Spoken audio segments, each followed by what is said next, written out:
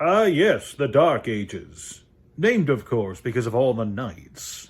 Hey there, kiddos, and welcome back to the channel. I'm Uncle Frank, hoping that you are having a great day. And in today's video, I want to sit back, relax with all of you, and have a bit of a downer conversation about one of the newer card games on the market. Today, we're talking about Bandai's Union Arena TCG, which is a card game that's been out for a little bit. It came out last year, and we've had a very aggressive stream of sets come out since its American release. And there are some worrisome things I'm seeing with this card game that lead me to believe it's probably not going to be around for all that long. But first off, I want to say that I'm not going to be commenting on the gameplay. I'm not going to be commenting on the rules, the mechanics, or how fun it is to play this game. Full transparency, I've only played a handful of games of Union Arena. A while back now, I've played with the Bleach set. A friend of mine had some decks, and he wanted to get some games in. We played it. I thought it was okay, but I don't have a comprehensive understanding of the rules, and really, I don't think the gameplay is that big a factor of this game, and I suppose I can talk about that.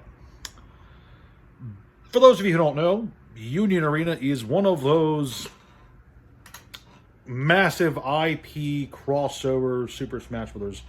Types of games. Like Weiss Schwarz, it has a release strategy of every individual set in the game is based on a different brand, and those brands smacking against each other is the core appeal of the game. You can get cards for mostly a variety of like shonen manga and anime. A lot of them I recognize, there's a handful I don't, but there's things like One Punch Man, Bleach, Hunter x Hunter. I think I saw Code Geass Sword Art Online. Did I say Fullmetal Alchemist? Because there's a Fullmetal Alchemist set. And then just a handful of other ones that I don't recognize. Off the top of my head, at least. I think there's been 2 Bleach sets, actually, now that I think about it.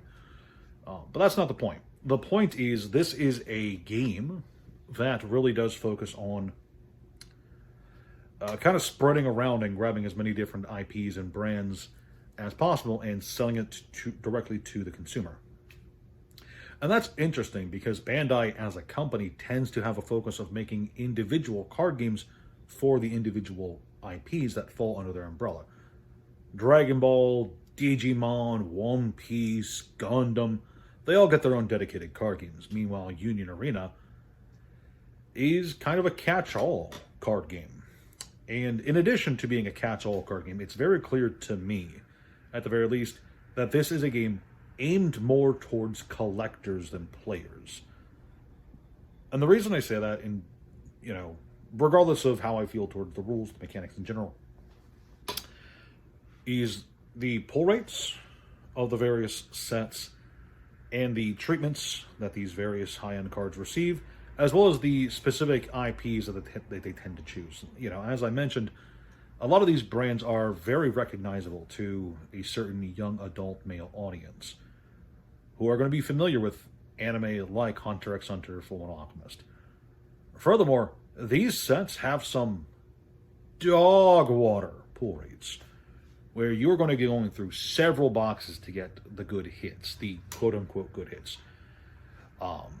Just from what I've seen online and from the people I've talked to about it, you are going to be going through several boxes just to get 1 or 2 decent cards of the higher rarities, with the real big chase cards being like 1 a case or something like that, from what I've heard. I could be wrong. Maybe I misunderstood or misheard people. But it did seem like these high-end cards were extremely hard to pull. And that does lend this to being more of a collector's kind of card game. When you have cards that you can pull in a regular product at a very high rarity, that does lend that individual product to being more of a collector's item to crack and open and pull through. It does create a chase. That's a good thing. And it does create a feeling of genuine rarity, genuine scarcity when you pull that high-end super rare card for the first time.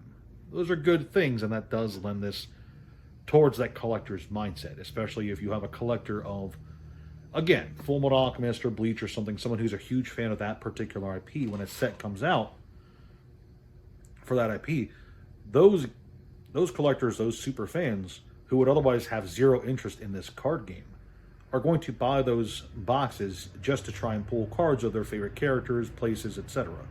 It's worked for Weiss Schwarz for years now, over a decade, I feel. It's a lot of car that passed by.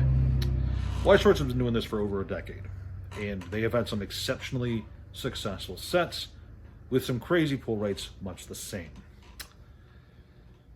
The difference, I think, between a game like Union Arena and a game like Weiss Schwarz is twofold. One, while Weiss Schwarz definitely does have a huge collector's aspect to the game, in my opinion, that is formed based on a very small experience with Union Arena, Weiss Schwarz does seem like the more fun game with maybe smoother rules. And in my not so much an opinion, Weiss Schwarz does not seem to have the gluttonous release schedule that Union Arena has. Union Arena pumps out a lot of sets. And I mean that. I feel like we're getting a new Union Arena set every month or so. I know the joke with Magic the Gathering is that, there's a new Magic set every month. No, there's a new Union Arena set every month. And that can be a problem for a few reasons. There are a lot of Union Arena sets releasing. And it feels like, from a collector and store perspective, it would be very difficult to keep up with everything and maintain the sales volume as a store that you would need in order to justify buying significant quantities of every new set that comes out, especially when you already have a lot of other high-performing games already right now. If you're a store owner, okay, and this is just a hypothetical question I'm asking you guys. If you were a store and you had games like Magic, Pokemon, Flesh and Blood, name a fourth game right now that isn't Yu-Gi-Oh! And they're all performing really well. You can buy a box from distribution. If you get that box, then you're going to be able to sell it sometimes for a little bit extra, sometimes for a lot extra. The singles you pull, if you choose to crack those boxes for singles, those are going to sell well because every set coming out these days is highly desirable, with a lot of people trying to compete for the stuff coming out of every set, basically. Every Pokemon set's doing fantastic. Every Flesh and Blood set's doing fantastic. Every Magic the Gathering set's doing fantastic. Every Yu-Gi-Oh! Set exists. Would you take a risk and park, I don't know, $5,000 into Hunter x Hunter, the Union Arena set, if the last 3 Union Arena sets have not been doing great for you? They haven't been selling all that strongly because just not a lot of people are buying them for a variety of reasons. Or would you take that money and park it into something like Pokemon or Magic or Flesh and Blood or Yu-Gi-Oh? And I say Yu-Gi-Oh because, despite a similar kind of secondary market collapse that we're seeing with a lot of the boxes for Yu-Gi-Oh! And Union Arena, because yes, that is happening. Union Arena boxes are coming out and they're losing prices pretty fast. They're going from $79 to $69 to $59, whatever. Some 50. That's crazy. Yu-Gi-Oh! Does the same thing where a box will come out and instantly lose 40 to 50% of its value basically overnight. The difference here, okay, the difference between a Yu-Gi-Oh! Box and a Union Arena box is the fan base. If you're a store owner, there's a very real chance that you will be able to sell those Yu-Gi-Oh! Boxes before they collapse in price. That's a real thing that happens. If you're a store owner and the Union Arena box comes out, there's not that decent of a chance just because there might not be a huge chunk of Union Arena players in your area. And yeah, obviously you could be the one that lucks out and has a huge glut of Union Arena players. Everybody dropped Yu-Gi-Oh! To play Union Arena. Everyone stopped playing One Piece to play Union Arena. You could be that one guy. You could. I wouldn't bet on it, though. And that disincentivizes stores. It really does. It makes them less interested in buying new sets or holding on to new sets. Players, in turn, or maybe not because of this, but as a direct result of the collectability of the game versus the sheer volume of releases, they're not all that interested in buying every single set for the game. There's going to be people who are interested in buying a few Hunter x Hunter boxes, a few Full Metal Alchemist boxes, a few One Punch Man boxes. But that's it. They're not going to buy one box of every single set that comes out because, A, they don't have infinite disposable income to buy up a bunch of boxes of every single brand that comes out for Union Arena. And B, a lot of more people are being price conscious. There might be that one set that they like because it's, again, Full Metal Alchemist. They like that. But are they going to buy the next set of Union Arena? No, they're probably just going to be putting that money in Pokemon, like the store owners are. What I'm trying to say here is, okay, to wrap this up and make my point as concise as possible, Union Arena hit the ground running and has started pumping out sets. And it's to a point that I think is unsustainable. I do think that the game has a very strong collectability to it, especially if they keep putting out very recognizable brands with the high pull rates. I think that's good because I do think it creates a chase that can be exciting. Going through a bunch of boxes to look for that one card that you need to complete your set, that can be exciting. And there are people who genuinely enjoy doing that.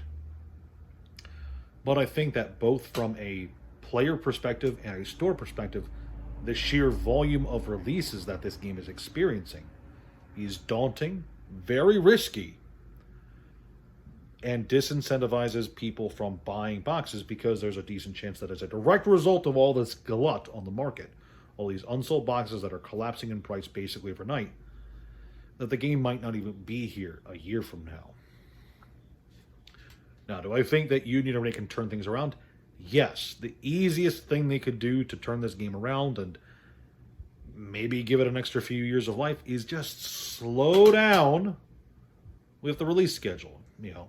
Give a few months of breathing room in between releases.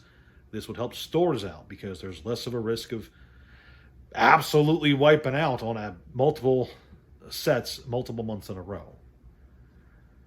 Crazy stuff because players wouldn't feel overwhelmed with set releases, giving more time for them to get money for the next set release. And it really is that simple. Sometimes it really is as simple as, John Dimmy Dong doesn't have an extra $100 every month to buy a new box. He might have that $100 every 2 months, though. So making some breathing room for him might be a good thing. And you get enough John Dimmy Dongs in every given store, and the effect kind of compounds, doesn't it? If you have enough people willing to buy a set every 3 months as opposed to every month and a half, it makes a difference. The other thing is you can make the game a bit more balanced.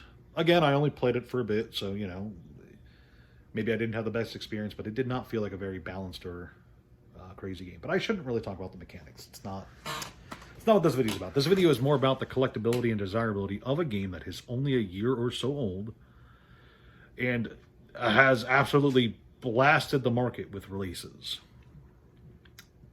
That can succeed.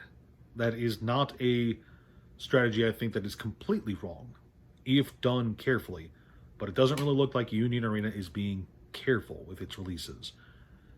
It looks like they're just pepper spraying the wall and seeing what blinds the wall. That was a terrible analogy. Let me try that again. It looks like they are slicing the banana pie to see which slice is the tastiest. That was also a terrible analogy. Maybe I'm just bad at analogies. Maybe I'm just dumb. Ah, well. I hope that I got my point across. Union Arena does not seem like a game that I think will stick around long because A, there's an absolute glut on the market, and B, while that collectability is nice, the sheer volume of boxes an individual player would have to buy in order to complete their collection is massive, so they're disincentivized from buying a lot of boxes of a lot of sets, which leads to the glut of game stores not being able to sell boxes because players aren't all that interested in buying a lot of boxes, with that fear of completing a set being made difficult. Players, I'm getting a lot of thoughts jumbled up today. Players, collectors, stores, investors. There's a lot of things that go into the success of a card game. If a collector feels that it's not worth his time to buy a box of the set because the chances of pulling the card is so low that he can't even complete his set with multiple boxes, he also might be disincentivized from buying the boxes in the first place and might just go for singles. That's another aspect I forgot to talk about. But I suppose that's really more of a collectability and pull rates issue rather than a Union Arena issue. It's just peaking up. It's amplified with Union Arena, just because Union Arena is already kind of a glut-ish kind of card game.